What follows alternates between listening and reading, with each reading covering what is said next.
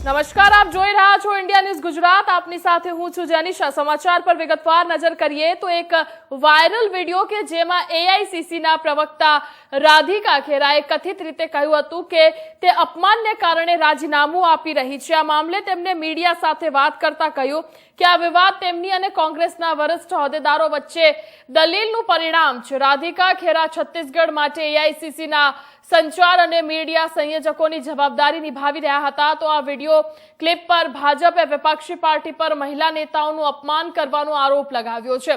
મંગળવાર સાંજે છત્તીસગઢના રાજ્ય કાર્યાલયમાં સર્જાયેલા વિવાદ અંગે સૂત્રોનું કહેવું છે કે રાધિકા ખેડાએ સાંજે મીડિયા કર્મીઓને બાઇટ માટે બોલાવ્યા હતા।